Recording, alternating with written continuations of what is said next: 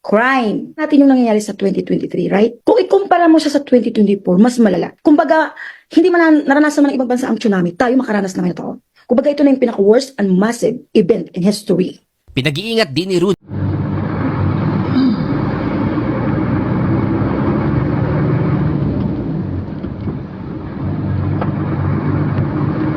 Nawawalang beauty queen na si Catherine Camilon. ang nawalang Pinay beauty queen, paglindol sa Surigao, bus tragedy sa Antique.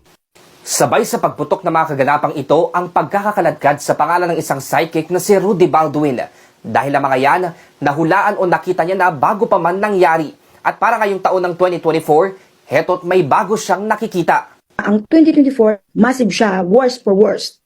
Pagdating sa mga accident. Di ang mga kabataan, may nakikita raw kasi siyang mangyayari na malaking patayan sa isang party na ang sangkot ay mga magkakaibigan. Pero ang good news, magiging maganda raw ang 2024 sa takbo ng pera at paglago ng ekonomiya ng bansa. Blessing din daw ito para sa mga may business at balak magnegosyo. Pero samahan pa rin daw dapat ng sipag. May payo naman si Rudy sa publiko, sumunod sa mga otoridad, lalo kung may nangyaring kalamidad. Gaya na lang ng mga bagyong tumama sa Visayas at Mindanao nito lang at di raw malabong ulit yan. Kung ano yung utos ng nakakataas, sundin yun. Or else, huwag na kayo mag-antay. Kasi kung nakaraan, yung bahay lumampas sa bahay, 2024, di mo na makita ang bahay.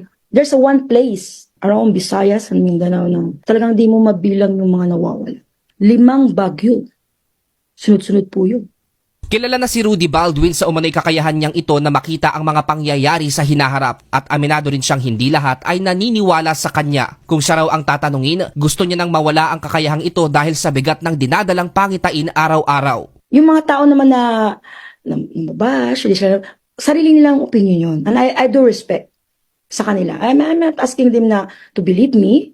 What I'm asking them is mag-pray na lang po sila. Totoo man o hindi ang mga pangitain ni Rudy, hindi pa rin dapat tayo dito lang nakadepende. Dahil sa huli, tayo pa rin ang